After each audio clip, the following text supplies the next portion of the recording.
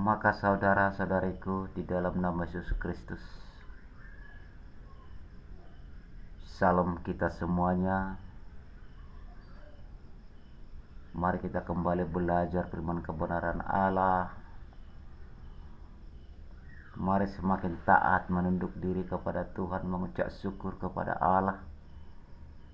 Apapun dalam kehidupan kita, tentang kehidupan manusia, sudah Tuhan tentukan sesuai dengan kalibnya. Ada yang miskin, ada yang kaya. Semua sudah Tuhan pada berkati. Sekalipun kehidupan ini Tuhan berikan berbeda-beda. Firman Tuhan ini pada khususnya umat Kristiani dan Nasrani dimanapun berada. Saya buat ini tidak ada kepentingan pribadi, melainkan kepentingan bersama.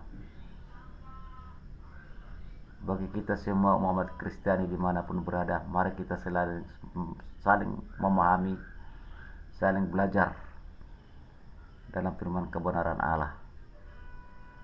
Malam ini kembali kita karena firman Tuhan belajar.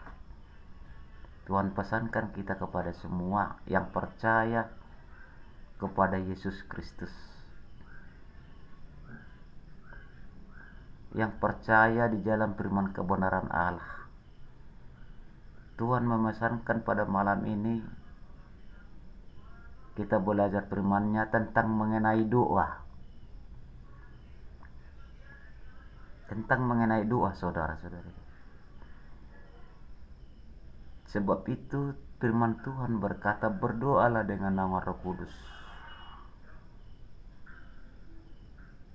Roh Kuduslah yang menghantar segala permohonan doa kita di hadapan daripada Allah, supaya kita kuat menghadapi tipu daya iblis, kuasa kegelapan, tipu muslihatnya, merusak iman manusia dan merusak pemikiran manusia. Sebenarnya kita ini umat Tuhan yang percaya kepada Yesus Kristus, terkadang tidak ada etikat kita jahat, saudara-saudariku, tidak ada.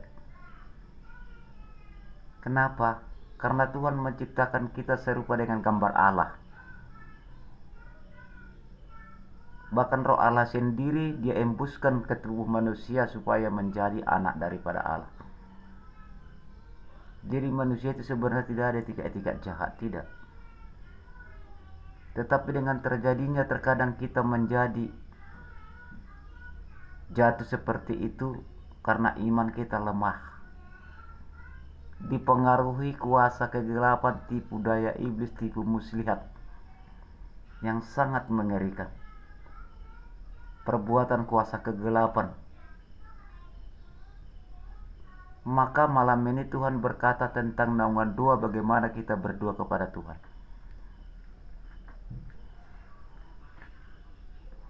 Saudara-saudariku seiman, sekasih, sepadan, pertemanan saya di Facebook, akan kita share. Tolong dong ini di like, di share kepada keluarga saudara-saudariku. Bagi saya tidak ada kepentingan pribadi, bagaimana kita punya kepentingan bersama. Sebab ini pesan Tuhan kepada kita semua. Bahkan berita firman Tuhan di channel ini sudah banyak saya buat, tapi puji Tuhan sudah banyak yang like, nge-share. Hasil geografi penonton video ini sudah mencapai 75% bersih. Mari kita belajar, mari kita memahami.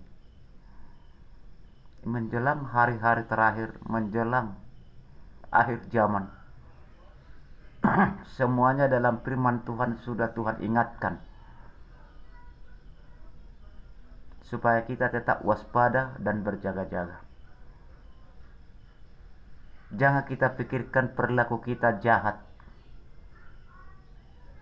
jangan kita pikirkan kesalahan kita yang fatal di hadapan Tuhan jadi lemah.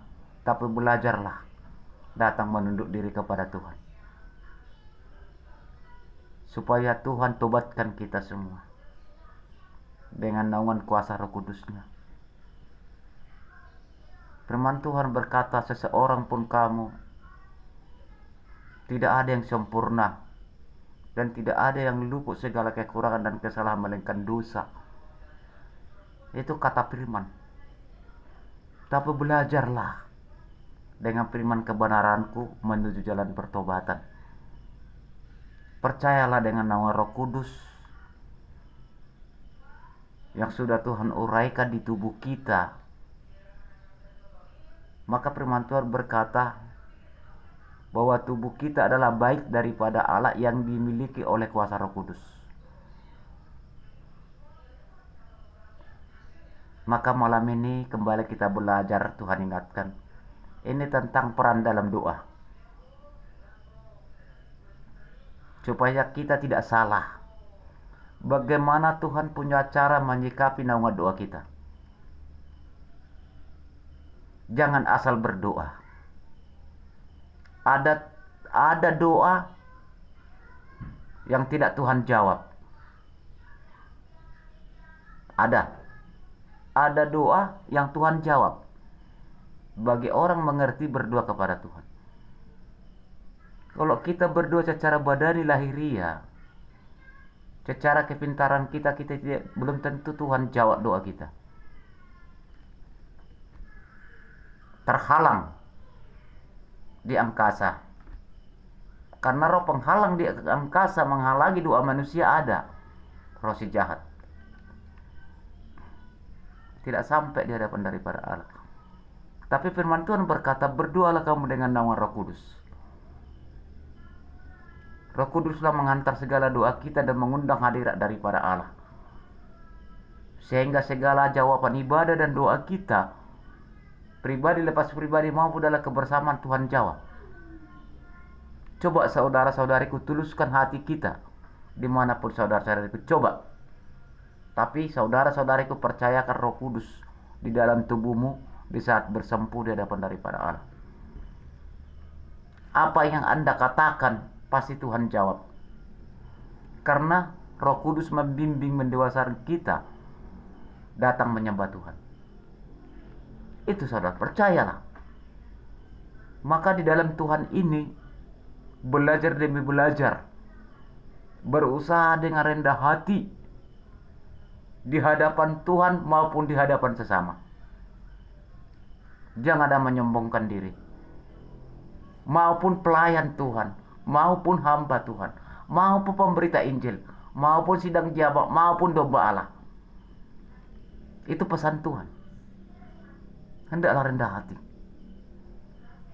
Tuluskan hati kita kepada Tuhan, sekalipun banyak tantangan.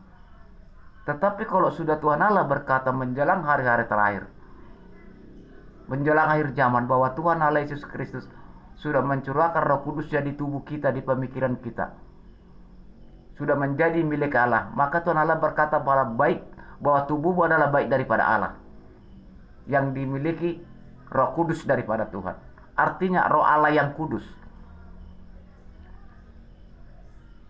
yang sudah Tuhan uraikan di tubuh kita. Tetapi dengan percaya berdoa kepada Tuhan. Jangan hanya berkata di dalam Bapa, Putra, dan Roh Kudus dalam naungan doa. Jangan. Bukan hanya itu. Di awal ibadah kita katakan tulus kepada Tuhan. Saya pribadi berdoa kepada Tuhan bisa menjabarkan firman kebenaran Allah. Di saat saya beribadah raya di gereja yang saya ikuti, maupun ibadah malam, memohon menunduk diri dalam naungan doaku. Haleluya, haleluya Bapa yang baik, haleluya, haleluya Roh Kudus. Bimbinglah aku berdoa kepada Tuhan. Katakan itu dalam hati saudara-saudaraku dengan hati yang tulus. Sehingga Roh Kudus hadir mengajari kita berdoa kepada Tuhan. Atau tidak tahu kita mengungkapkan kata-kata yang tulus kepada Tuhan. Atau tidak sadar kita perbuatan kesalahan di hadapan daripada Allah, kita pasti meneteskan air mata. Sadar kita perbuatan itu ada salah. Karena manusia tidak ada yang tidak salah di hadapan daripada Allah. Roh Kuduslah membimbing, Roh Kuduslah membenahi. Sebab kuasa tipu daya iblis tinggi, manipulasi pemikiran manusia dan iman manusia, bujuk rayuannya tinggi. Penting kita pahami, saudara-saudari. Salah satu contoh, kita buat salah satu contoh. Saya pernah sama anak saya, marah betul aku sama anak saya. Terjadi kemarahan saya tertipu oleh kuasa kegelapan, sehingga anak saya gimbal pakai ikat pinggang sampai badannya merah-merah. Habisnya keemosionalan saya, bujuk rayu kegelapan, timbul saya menyesal memukul anak saya itu tadi. Dikarenakan apa? Pada masa itu aku belum mengenal kebenaran firman Tuhan, belum mengerti berdua kepada Tuhan. Tetapi saya belajar demi belajar dalam firman Tuhan, semua aku memahami saat ini. Jadi manusia yang ciptakan Tuhan secara badani lahiriah, tidak ada etikat-etikat dia sebenarnya jahat. Nggak ada. Nggak ada, saudara-saudara. Tapi dikarenakan roh dunia, roh kegelapan, membujuk hati kita, melemahkan iman kita, dia selalu tidak menyadarkan kita. Masuk bisikan-bisikan. Sebab kuasa iblis jelas berlawanan dengan firman Tuhan, berlawanan dengan Tuhan Allah. Sebab itu firman Tuhan mengingatkan kita menjelang hari-hari terakhir ini. Percayakanlah dengan Roh Kudus yang ada di tubuh kita. Berdoa kepada Tuhan, bersusut, yakin, tulus. Ibadah raya, ibadah kebaktian, mendengar firman Allah. Berdoa dengan Roh Kudus, tuluskan hatimu. Sehingga gangguan-gangguan kuasa kegelapan tidak terjadi karena sudah ada Roh Kudus menghalau dan juga mampu menjabarkan firman kebenaran Allah, memberitakan Injil. Mari kita percayakan Roh Kudus. Setiap orang berjalan-jalan kebenaran Tuhan, bahwa kuasa kegelapan itu menyerang, tipu dayanya tinggi. Kita ini menjadi target daripada kuasa iblis, supaya terpisah dari jalan kebenaran Allah. Saudaraku di dalam nama Yesus Kristus, barang siapa mendengar video ini, mari kita pahami bersama. Doa adalah dua arah hubungan komunikasi dengan Allah. Apalagi naungan tuntunan Roh Kudus. Lidah dan bibir kita langsung berkata, diajari kuasa Roh Kudus. Meminta mohon pengampunan daripada Allah, meminta kekuatan daripada Tuhan menghadapi roh dunia ini. Firman Tuhan adalah benteng kehidupan yang kita pelajari. Sebab firman Injil perkataan Allah ialah keajaiban mujizat. Firman Tuhan perkataan Allah adalah hikmat, supaya kita mengerti di jalan kebenaran daripada Allah. Sekalipun berat, namanya kuasa kegelapan itu tetap menyerang. Coba kita buat tadi salah satu contoh. Saya gimbali anak saya dengan ikat pinggang. Saya tengok merah-merah badannya. Hilangnya tipu daya iblis membuat saya emosi, sadar aku, menyesal. Ini terjadi karena bujuk rayuan kegelapan, sehingga iman kita lemah. Malam ini Tuhan mengingatkan kita tentang naungan doa. Tentang naungan doa. Mari kita belajar kembali kerana firman. Lukas pasal yang 11. Lukas pasal yang 11. Berikutnya hal doa, hal berdoa. Supaya saudara-saudariku nanti memahami firman Tuhan ini yang mendengar video ini, saudara baca nanti dari pasal 11 sampai terakhir. Tapi kita buat inti. Kita buat inti. Supaya memang lebih cepat tepat karena durasi singkat. Pasal 11 dikatakan di sana hal berdoa. Pada suatu kali Yesus sedang berdoa. Di salah satu tempat, ketika ia berhenti berdoa, berkatalah seorang dari murid-muridnya kepadanya, "Tuhan, ajarlah kami berdoa, sama seperti yang diajarkan Yohanes kepada murid-muridnya." Jawab Yesus kepada mereka, "Apabila kamu berdoa, katakanlah." Ini pada zamannya Yesus. Ya. Ini Yesus berbicara dalam doa. Di dalam Yesus, dia kan Allah pencipta langit dan bumi. Roh Kudus itu yang Tuhan utus adalah kepada manusia. Di mana Yesus ini berdoa, "Bapa, dikuduskanlah namamu, datanglah kerajaanmu, berikanlah kami setiap hari makanan kami yang secukupnya, dan ampunilah kami akan dosa kami, sebab kami pun mengampuni setiap orang yang bersalah kepada kami. Dan janganlah membawa kami ke dalam pencobaan." Ini salah satu doa yang diajarkan oleh Yesus Kristus pada waktu dia di dunia ini. Memberikan sebuah contoh di pada masa zaman nenek moyang kita, di pada masa zaman-zamannya orang Farisi.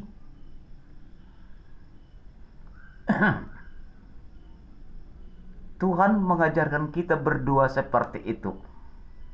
Itu sebuah contoh. Tetapi baiklah itu selalu kita katakan kepada Tuhan. Tetapi Tuhan Yesus berkata, "Berdoalah dengan nama Roh Kudus." Artinya berdoa dengan nama Roh Kudus supaya tutur kata, lidah dan bibir berkata kepada Tuhan. Bimbingan Roh Kudus kita tahu berkata seperti ini. Walaupun berbeda versi, perkataan kita hikmat daripada Allah. Saudaraku di dalam nama Yesus dimanapun berada. Ya, supaya kita memahami. Di saat kita berdoa, Tuhan berkata, "Mintalah, ketoklah." Tetapi dia berjanji, "Aku akan mengirim kuasa Roh Kudus kepadamu." Lari kita ke ayat 10. Saudara-saudariku yang mendengar video itu dibaca dari pasal 11 sampai batas 13 nanti di rumah Anda.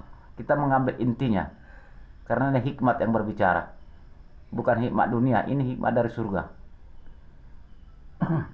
Katakan. Pasal 11 ayat 10. Karena setiap orang yang meminta menerima, dan setiap orang yang mencari mendapat, dan setiap orang yang mengetok baginya pintu dibukakan. Ini jawaban Tuhan Yesus kepada orang di dalam nama doanya, tapi hati yang tulus dengan percaya dengan nama Roh Kudus.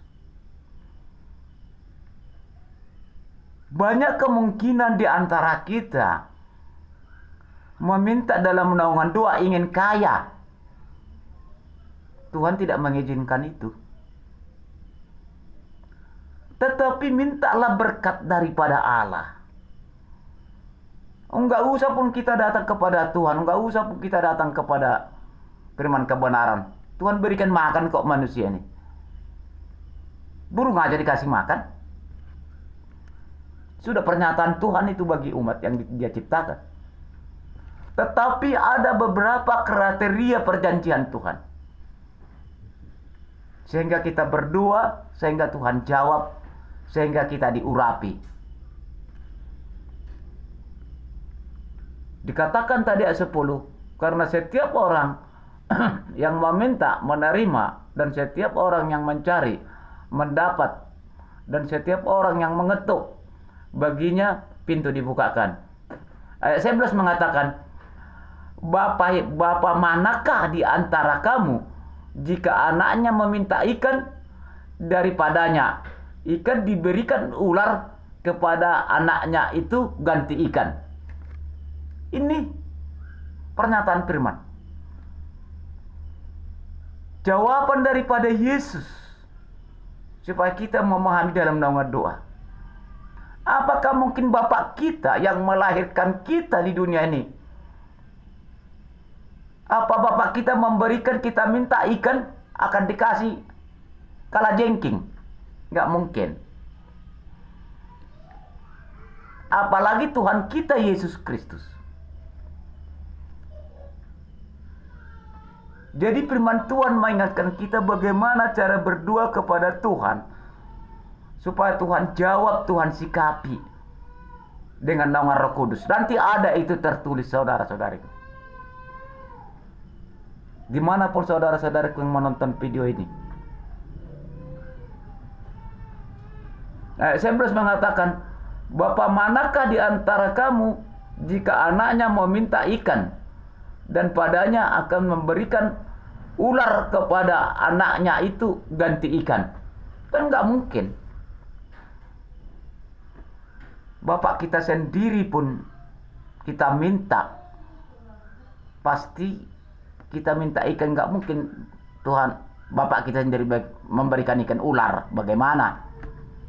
Itu masih sesama di hadapan bumi, antara anak dengan Bapak. Apalagi Bapak kita yang di dalam surga. Bapak kita dalam surga. Apa Bapak kita dalam surga? Yesus Kristus. Maka berdoa kita tulus, rendah hati kepada Tuhan, supaya Tuhan buka, supaya Tuhan ketok, supaya dikuatkan.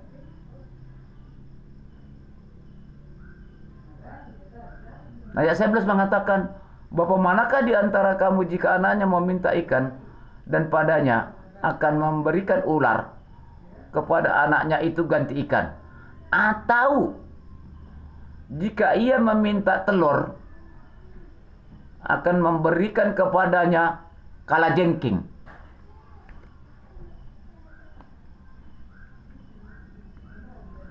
Disitulah Tuhan ingatkan melalui firman-Nya. Marilah berdoa kepada Tuhan.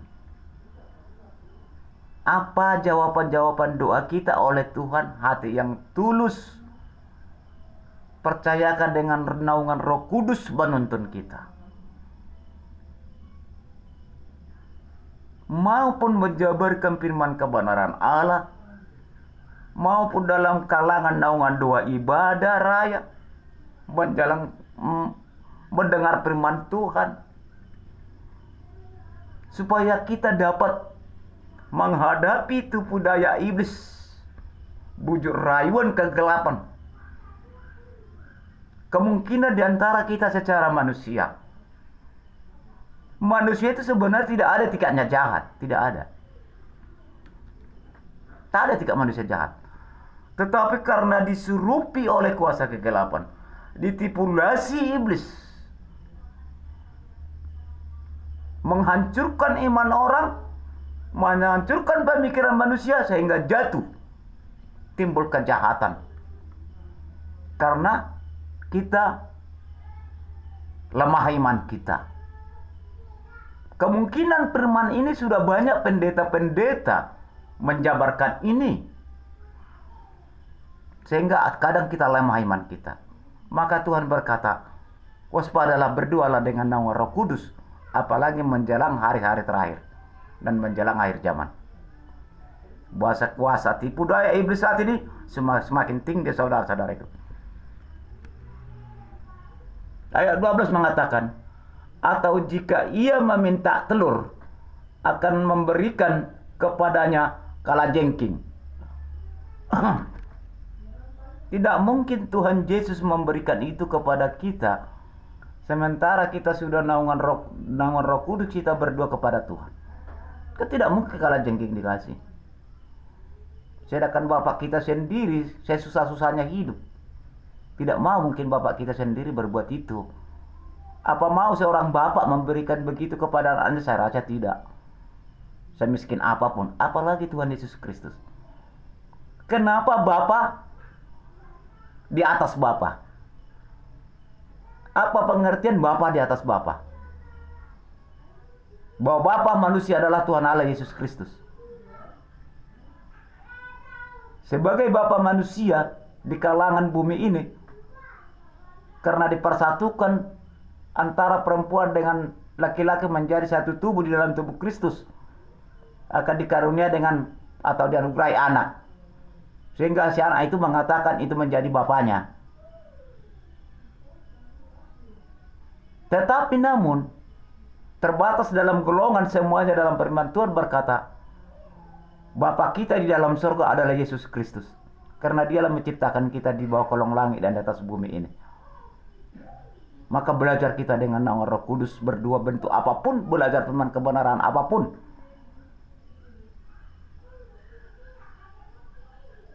Ayat 13 mengatakan, ini kita pahami, jawaban yang pasti ayat 13.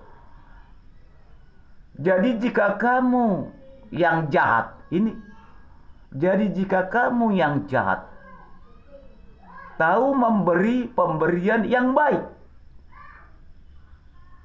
tahu memberi pemberian yang baik, jika kamu jahat katanya, ya, kepada anak-anakmu, padahal kita jahat kepada Tuhan, misalnya akibat dilemahkan iman, tidak mungkin kita berikan anak minta ikan, kita berikan ular.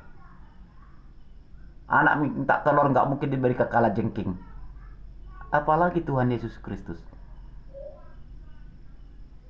Supaya kita memahami semua saudara-saudara, antara saudara-saudara kita dengan saya, sama-sama kita diproses, sama-sama kita belajar, supaya kita menjadi benar-benar datang kepada Tuhan, belajar demi belajar. Jangan saudara-saudari ingat dosa saudara-saudariku, tapi belajar dalam pertobatan dengan naungan Roh Kudus dalam doa di hadapan Tuhan, supaya Tuhan ampuni kita. Karena manusia tidak luput dari segala dosa. Manusia tidak ada sempurna. Itu pernyataan firman. Aku datang kepada orang jahat supaya mengerti akan kebenaran.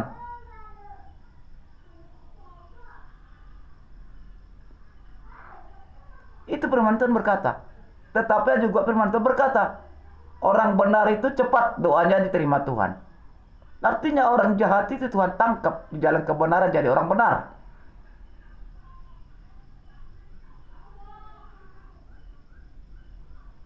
Apalagi melakukan dalam perintah Tuhan dengan firman-Nya.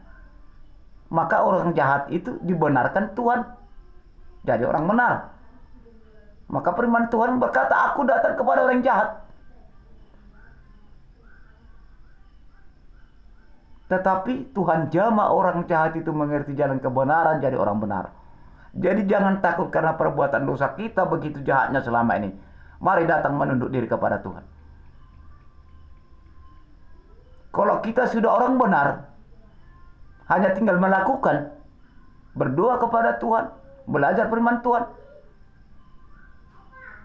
coba semakin benar.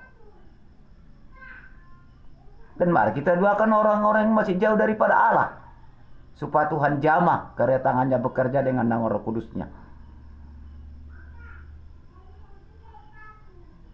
Maka dikatakan ayat 13, jadi jika kamu yang jahat tahu memberi pemberian yang baik kepada anak-anakmu, apalagi Bapamu yang di surga. Siapa Bapa yang di surga? Tuhan Yesus Kristus. Bapa di atas Bapa, Bapa segala Bapa. Allah Raja alam semesta Yesus Kristus. Firman Tuhan berkata, aku di dalam Bapa, Bapa di dalam aku. Bahwa Yesuslah pencipta langit dan bumi dan segala isinya. Supaya kita memahami. Jangan mau terlena Mana tahu ada kata-kata firman yang lain yang lari dari kebenaran Tuhan. Tetaplah tekun berdoa dengan naungan Roh Kudus. Bertahan. Maka dikatakan, jadi jika kamu yang jahat tahu memberi pemberian yang baik kepada anak-anakmu, apalagi Bapamu yang di sorga, Ia akan memberikan Roh Kudus kepada mereka yang meminta kepadanya.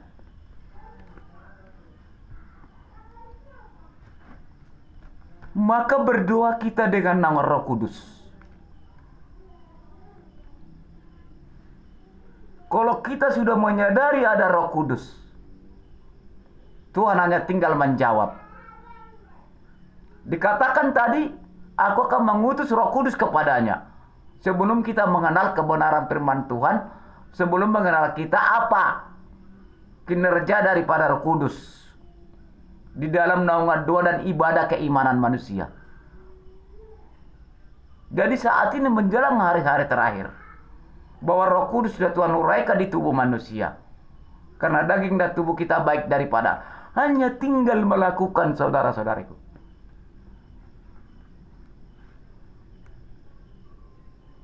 Maka kita berdoa dengan Roh Kudus supaya dihikmati. Artinya Tuhan memberikan kepada manusia, apalagi orang jahat di dalam pertobatan, dia semakin dikuatkan. Orang benar semakin dikuatkan. Tidak tertipu lagi bujuk rayuan kegelapan, tipu daya iblis, sehingga tidak jatuh lagi dalam kekelaman. Hati-hati menjelang hari terakhir. Kemungkinan orang yang baru bertobat, berdoalah kepada Tuhan yang belum memahami naungan Roh Kudus. Mintalah kepada Tuhan menguatkan iman kita dan berkat, sehingga Tuhan mengutus Roh Kudus-Nya yang menguatkan kita. Pengertian Roh Kudus ialah hikmat, keajaiban, keilahian, mujizat yang nyata Allah yang Maha Tinggi, Yesus Kristus. Hikmat itu dari situ dikombinasikan. Semakin mengerti iman kebenaran, berjalan demi berjalan menunduk diri kepada Tuhan, sehingga Tuhan curahkan berkat kepada dia, maupun orang benar sudah mempertahankan. Sekalipun berkat itu berbeda-beda Tuhan curahkan. Kehidupan manusia Tuhan berikan sesuai dengan kalik, sesuai dengan seluruh rencana dia.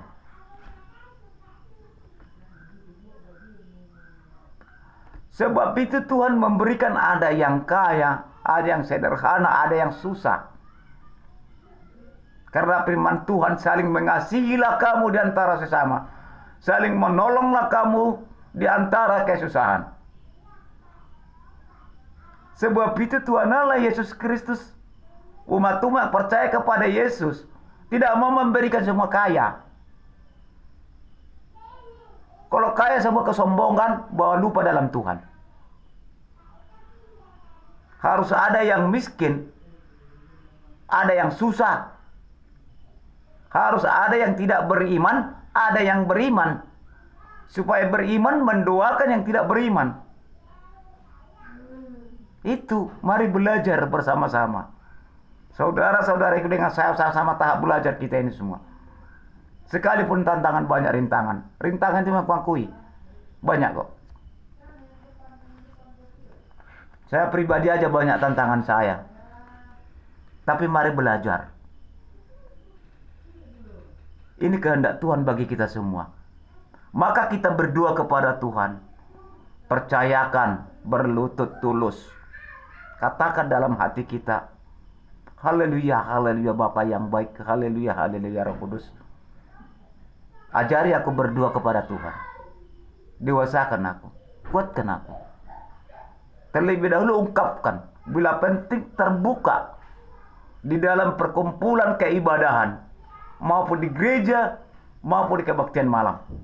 Supaya semua mendengar, supaya semua mengerti dan mengetahui cara datang kepada Tuhan. Sebab firman Tuhan berkata, kita datang menyembah Tuhan tanpa naungan Roh Kudus, tidak percaya kita dalam ibadah. Ibadah itu tidak layak di hadapan daripada Allah. Maka firman Tuhan berkata, janganlah kau buat dari kepintaranmu dan kepandaianmu. Jangan kau menganggap dirimu pandai. Berdoalah kepadaku dengan naungan Roh Kudus daripada Allah, supaya kita dijawab doa kita. Segala dosa kekurangan kita Tuhan ampuni. Semakin Tuhan tuntun kita. Ibarat bayi yang baru berjalan, sebagaimana mamanya menuntun bayi supaya bisa berjalan, dititah dengan naungan permohonan doa dan ibadah kita. Inilah saudara-saudaraku, malam ini kita buat di channel YouTube ini, kita share. Tidak ada kepentingan pribadi, kepentingan kita bersama. Mari kita pahami, mari belajar demi belajar. Terpujilah nama Bapa di dalam sorga, di dalam nama Yesus Kristus. Segala puja, puji, syukur, hormat, kemuliaan daripada Engkau ya Tuhan. Ampuni segala kekurangan kesalahan kami, tidak luput segala dosa. Kami sadar manusia tidak sempurna di hadapan daripada Tuhan, dan tidak luput segala dosa di hadapan daripada Allah. Kuatkan kami Bapa, mendengarlah Tuhan, melihat, menginginkan segala jawaban doa ini dengan rendah hati dan segala hormat di hadapan Tuhan. Jamaah semua yang mendengar video firman Tuhan ini, ya Bapa, berkatilah semua, kuatkan kami menghadapi tipu daya iblis, kuasa kegelapan, manipulasi menjelang hari-hari terakhir ini. Semua kami tahu oleh karena firman perkataanmu. Penyertaan tanganmu dan pertolonganmu lah Bapa, menguatkan kami. Jangan biarkan kami Bapa kelaparan. Jangan pemalukan kami kepada sesama. Jangan biarkan kami meranai Tuhan. Kami adalah anak-anak daripada Allah. Belajar demi belajar mengikuti jalan kebenaran Tuhan. Hikmati kami semua menjadi pelaku firman Allah, berbuat di hadapan Tuhan dan berbuat hadapan sesama. Dikuatkanlah kami, kuasa ilahi, mujizat keajaiban yang nyata Yesus Kristus, Raja alam semesta, Allah Abraham, Ishak dan Yakub, Allah Israel yang kami sembah, kami agungkan. Haleluya Roh Kudus, haleluya Bapa yang baik, haleluya. Amin.